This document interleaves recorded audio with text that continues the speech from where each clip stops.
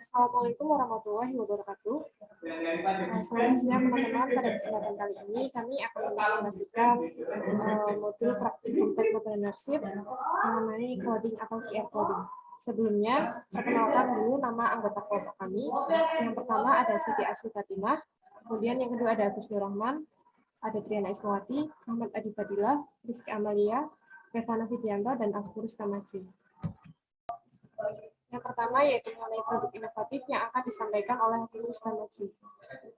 Monggo Mas Agung. Ya, baik. Terima kasih Mbak Isma. Tolong geser ke produk inovatif.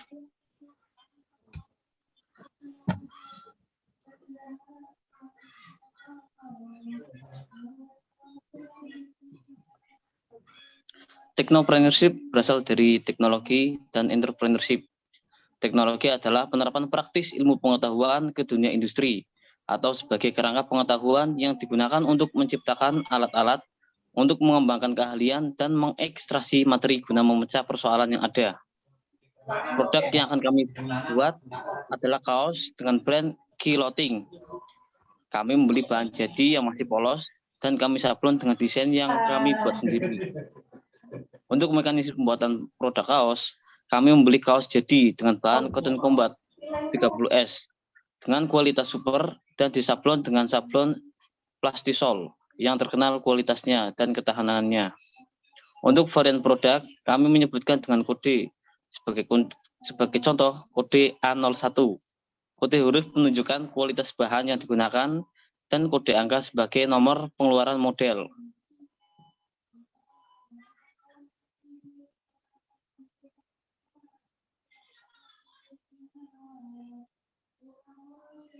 Ya, slide selanjutnya. Alasan memilih produk. Fakta mengenai fashion atau pakaian, diantaranya fashion tidak akan pernah mati, terutama di kalangan anak muda. Dunia fashion akan terus hidup dan akan terus berkembang. Pakaian atau fashion juga merupakan salah satu kebutuhan dasar manusia. Dari berbagai fakta yang sudah kami sebutkan, maka dapat ditarik sebuah fakta lain, yaitu bisnis pakaian adalah bisnis yang menjanjikan. Ada beberapa jenis model pakaian yang ada di dunia. Saking banyaknya jenis pakaian, akan sangat sulit jika disebutkan satu persatu. Kita ambil contoh pakaian pria. Jenis pakaian pria juga sangat beragam, mulai dari kemeja hingga kaos. Kemeja juga memiliki berbagai jenis, mulai dari kemeja pantai sampai kemeja formal. Bisa kita bayangkan betapa beragamnya jenis pakaian yang ada di dunia fashion ini. Mengingat adanya peluang yang besar dalam usaha ini, pada masa yang akan datang maka perlu adanya penawaran produk yang memberikan nilai lebih dan manfaat bagi para konsumen dalam hal fashion. Kebutuhan fashion pria dan wanita sangat banyak peminatnya di pasaran, apalagi di kalangan anak muda. Hal ini juga telah dibuktikan berdasarkan hasil survei pasaran yang telah dilakukan sebelumnya. Lanjut, Mbak Isma.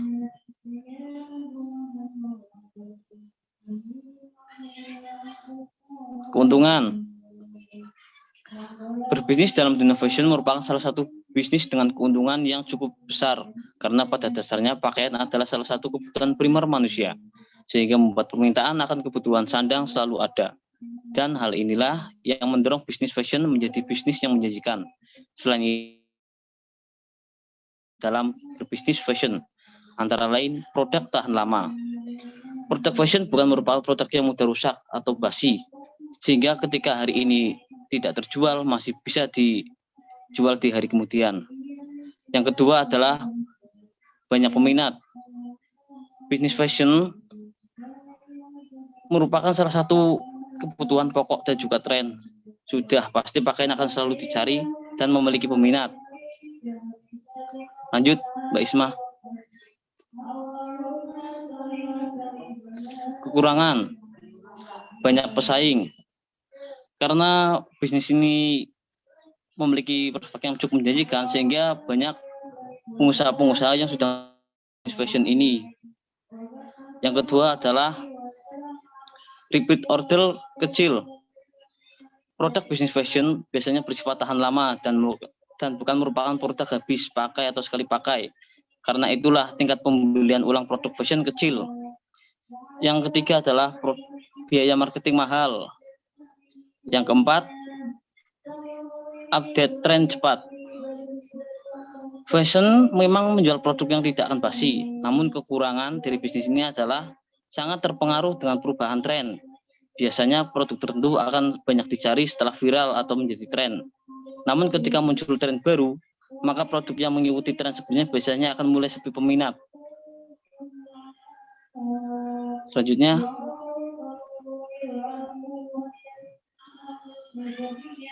Mbak Isma. Inovasi produk.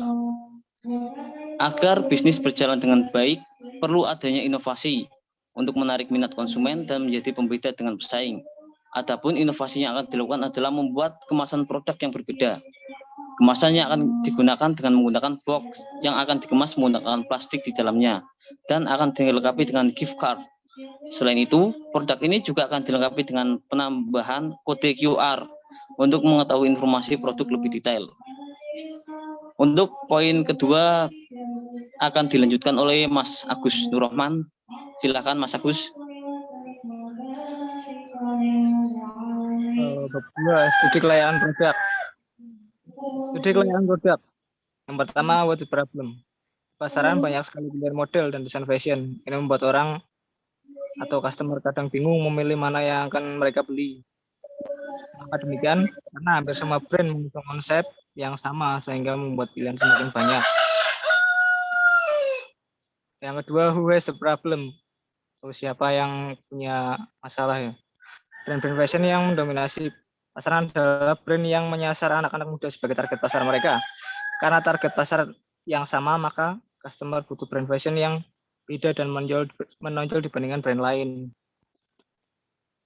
Next.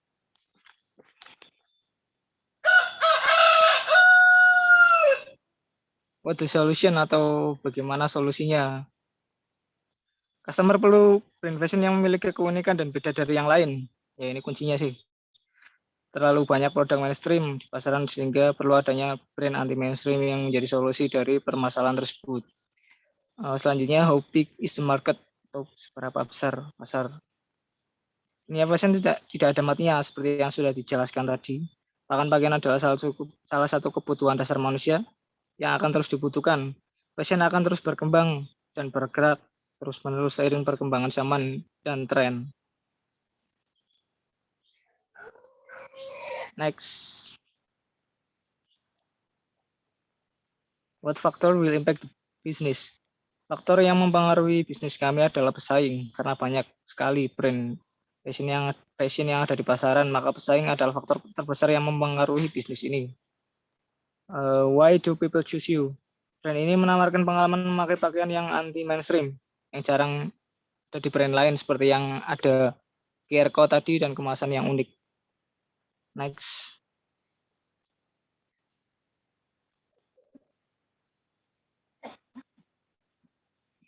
How do you sell product?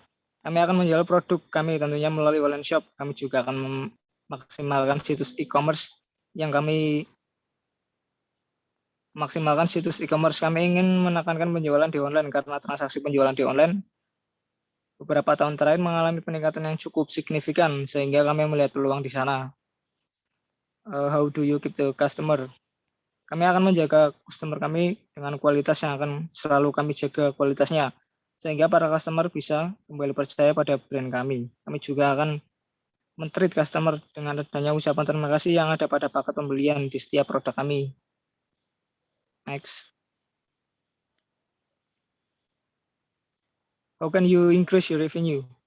Dan memberikan kualitas produk yang terbaik pada pelanggan dan memberikan pelayanan terbaik pada pelanggan dan menampilkan iklan-iklan menarik sehingga banyak orang tertarik untuk membeli produk kami.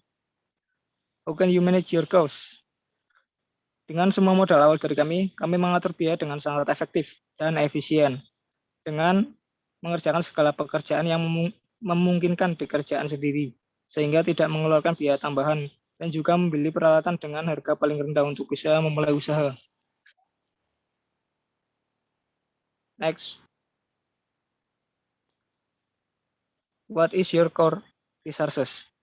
Core resources bisnis kami adalah kaos, karena kaos memiliki segmentasi pasar yang terluas dari semua jenis item. Tidak hanya di brand kami, di brand lain pun kaos menjadi produk utama dan laku di pasaran. How do you develop your team? Jangan melakukan rapat rutin tiap minggu untuk menambah keakraban dan saling mengerti satu sama lain. Lalu kami melakukan studi banding ke beberapa produsen kaos dan sablon untuk meningkatkan kemampuan ini. Selanjutnya dilanjutkan.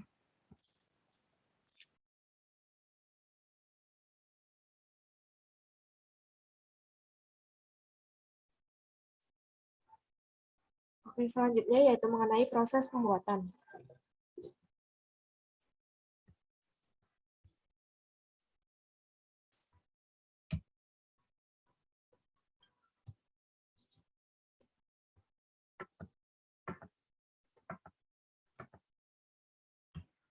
Dalam pembuatan coding ini, tentunya dibutuhkan bahan dengan kualitas yang cukup baik dan premium. Kami menggunakan jenis bahan Cotton Combat. Cotton Combat terbuat dari 100% serat kapas murni sehingga memiliki karakteristik permukaannya halus dan merata, dingin, serta menyerap keringat. Kemudian alat-alat yang digunakan. Alat-alat yang dibutuhkan dalam proses produksi ini yaitu pola dan alat cutting, mesin jahit, alat sablon, cutter, meja abstrak, meja sablon, alat pengering, rako, screen sablon, semprotan air, setrika, dan lain-lain. Kemudian ada laptop atau PC untuk mendesain kaosnya, kemudian kemasan atau packaging. Selanjutnya yaitu cara pembuatan.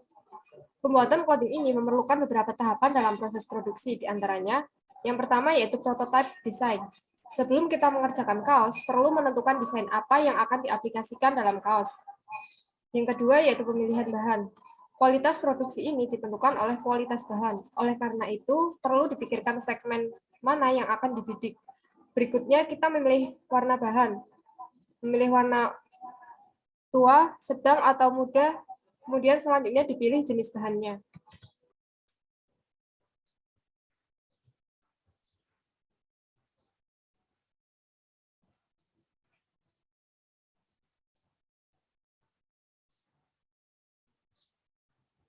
Selanjutnya yaitu pemotongan bahan atau cutting. Dalam proses pemotongan, bahan dihamparkan dan dibikin patron atau pola dengan kapur pola yang selanjutnya dipotong sesuai dengan ukuran yang sudah diukur sebelumnya. Kemudian penjahitan. Proses selanjutnya setelah disablon adalah menjahit kaos sesuai dengan ukuran dan pola kaos yang sudah dibuat. Selanjutnya yaitu penyablonan. Setelah selesai dijahit, proses berikutnya adalah menyablon. Dalam proses sablon tentu telah dilakukan artwork abstrak dan menyablon sesuai desain dengan jumlah warna dan jenis sablonnya. Kemudian proses selanjutnya yaitu finishing. Jika proses jahit sudah selesai, dilanjutkan dengan proses finishing yang terdiri dari quality control, pembersihan benang, dan proses steam atau setrika uap.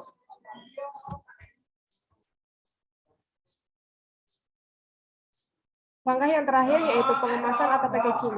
Jika finishing telah selesai, maka langkah selanjutnya tinggal memasang hang tag, label, dan dikemas dengan menggunakan kaos ke dalam plastik. Selain menggunakan kemasan plastik, kami juga menyediakan kemasan dalam bentuk packaging box agar lebih elegan dan menarik konsumen.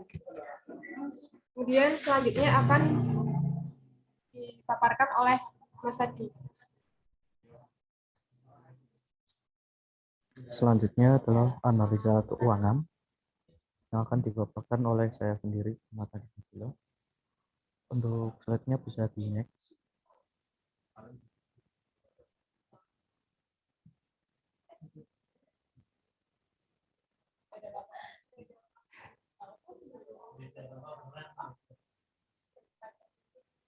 Untuk perhitungan keuangan produksi, biaya produksi merupakan biaya yang dibutuhkan untuk memproduksi suatu barang.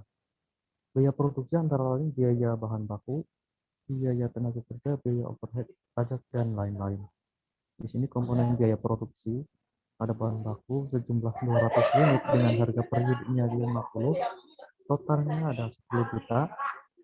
Tenaga kerja ada 7 orang, 300.000, dikalikan 7 sama dengan 2.100.000, ada biaya iklan 200 kali 10.000 jadi 2 juta,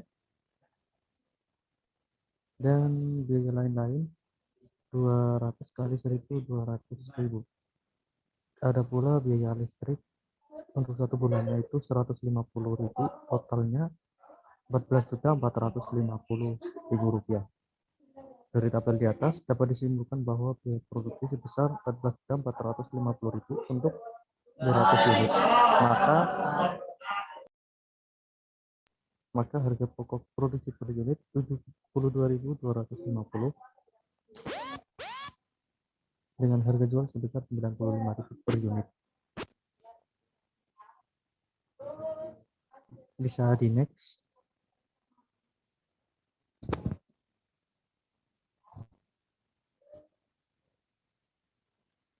Untuk BEP, break even point, yaitu titik imbas di mana biaya modal yang dikeluarkan untuk memproduksi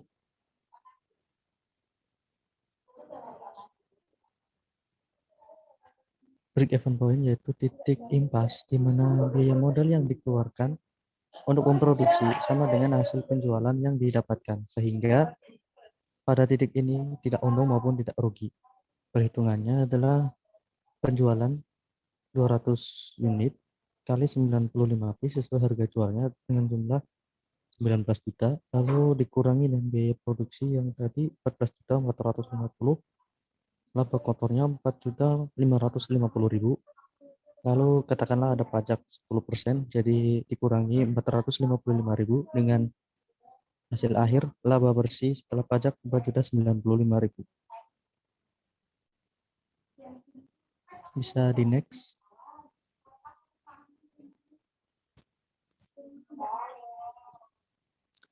Ya, dari tabel sebelumnya biaya bahan baku meliputi biaya variabel meliputi biaya bahan baku, biaya iklan dan biaya lain-lain dengan jumlah 12.200 atau 61.000 per unit. Sedangkan biaya tetap meliputi biaya tenaga kerja dan biaya listrik sebesar 2.250.000. Maka perhitungan BEP untuk yang unitnya itu jumlah biaya tetap dibagi harga jual per unit dikurangi biaya variabel per unit. 2.250 dibagi 95.000 dikurangi 61.000. Hasilnya 66,17 dibulatkan 66 unit. Untuk BEP rupiah, jumlah biaya tetapnya jumlah biaya tetap dibagi 1 dikurangi biaya variabel per unit dibagi harga jual per unit. 2.250 bagi 1 kurangi 61.000 dikurangi bagi 95, hasilnya 6.286.746,7 atau dibulatkan 6.287.000, sehingga pada penjualan senilai 6.287.000 sudah merupakan biaya BEP. Oke, untuk slide ke-5 produk jati dijelaskan oleh rekan saya. Silakan.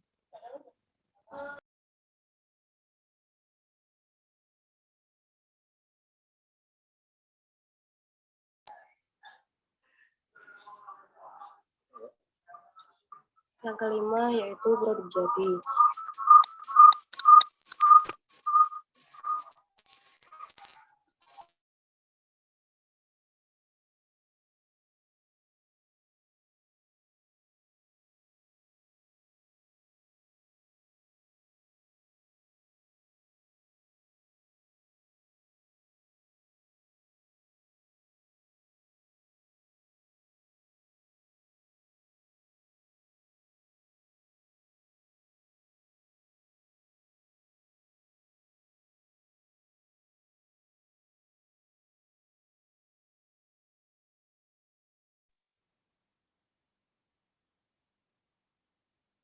Yang kelima yaitu produk jati dengan model kasual, jenis lengan pendek, warna custom, untuk ukuran size ada M, L, dan XL.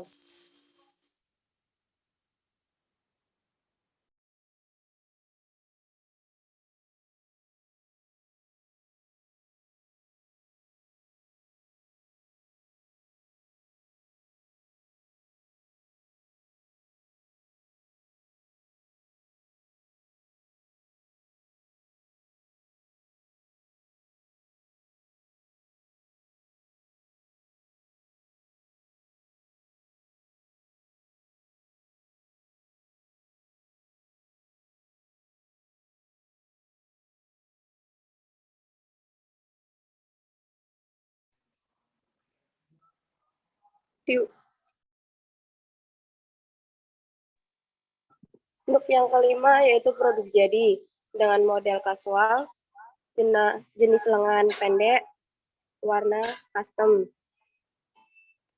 Lanjut.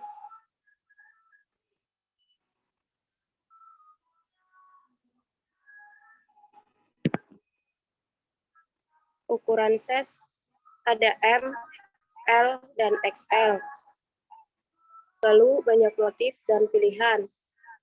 Untuk sablonnya memakai sablon pastisol, lebih awet dan lebih bagus dari sablon rubber dan polyflex. Untuk selanjutnya akan dipaparkan oleh Mas Revano.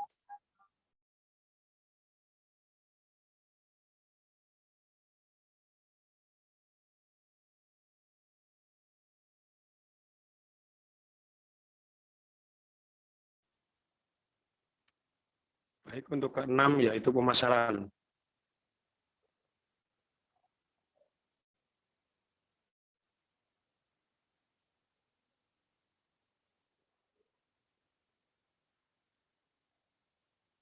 Next, Mbak.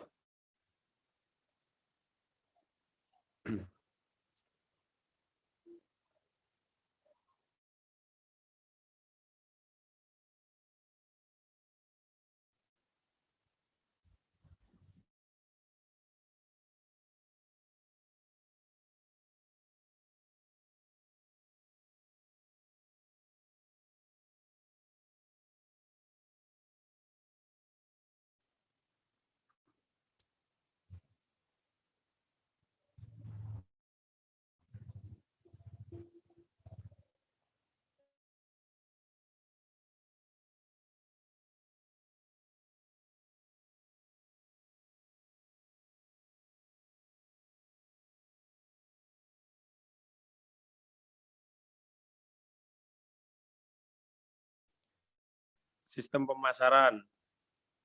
Di sini kami secara online dan pada online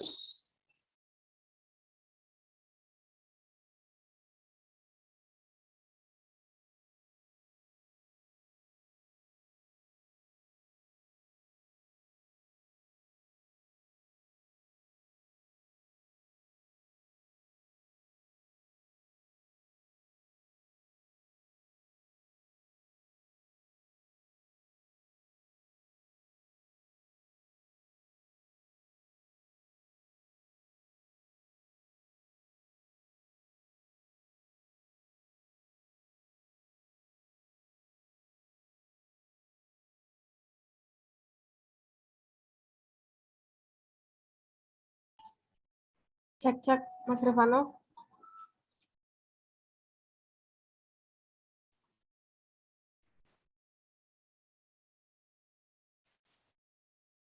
sistem pemasaran. Di sini kami akan menjual sistem pemasaran secara online dan offline. Secara online, selain menjual di toko-toko resmi, kami juga menjual produk-produk kami melalui internet. Produk kami bisa dibeli di semua marketplace yang ada di Indonesia. Di toko online, semua produk bisa dilihat secara lengkap dan detail. Seluruh produk kami juga dari ketersediaan stok hingga bahan yang digunakan dalam produk kami. Secara offline, pelanggan bisa membeli produk kami dengan cara datang langsung ke toko resmi kami yang ada di Jalan Pahlawan Kajen, Kabupaten Pekalongan. Toko resmi kami, pelanggan bisa melihat semua produk yang ada. Desain layout toko resmi kami dibuat seperti warteg atau warung nasi dengan menata etalase seperti yang ada di warung nasi. Namun dengan stok produk-produk kami dengan menggunakan hanger agar terlihat model fisik secara langsung. Next.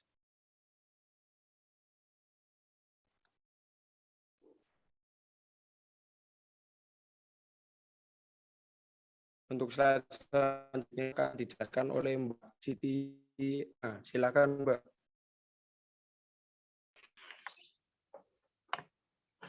Baik, untuk slide yang terakhir, untuk tab yang terakhir yaitu analisa survei pasar kelayakan produk. Metode yang kami gunakan yaitu analisa SWOT atau strength, kekuatan, weakness, kelemahan, opportunities, peluang, threats, atau ancaman. Kemudian cara menganalisanya yaitu sebagai berikut. Yang pertama, strength atau kekuatannya. Itu clothing kami memiliki jaringan distribusi yang kuat dan menyebar hingga ke berbagai calon konsumen.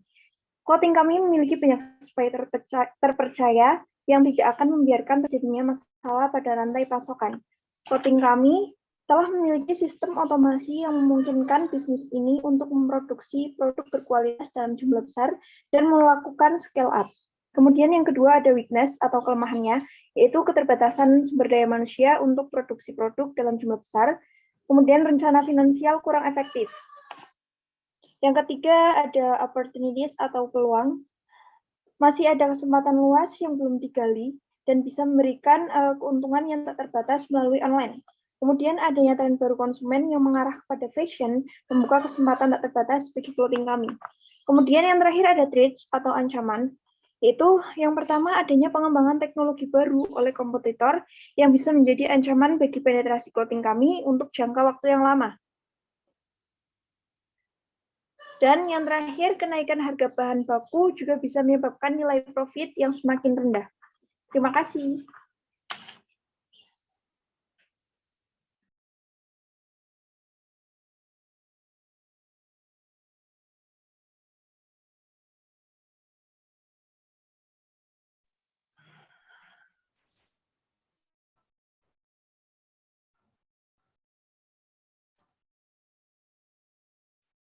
Oke, berikut tadi adalah pemaparan presentasi dari kelompok kami. Kurang lebihnya mohon maaf. Sekian dan terima kasih. Wassalamualaikum warahmatullahi wabarakatuh. Waalaikumsalam warahmatullahi wabarakatuh. Waalaikumsalam warahmatullahi wabarakatuh.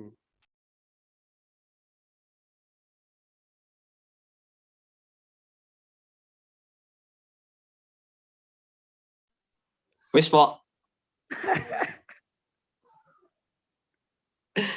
Bohong, Pak. Mungkin setiap ngomong evaluasi nol. Madek Video ku. ini orang yang katok le. Madek apa ini lah? Isma Risa. ono video nih. Bebeknya orang ketok. Panol nek ngomong kok Wis ora iki. apa-apa. Nah, kowe nek ngomong det. Ora iso jelas. Lah iya HP-ne nyogong, HP-ne nyong. Lha kowe berarti HP-ne ketemu anyar. nyong.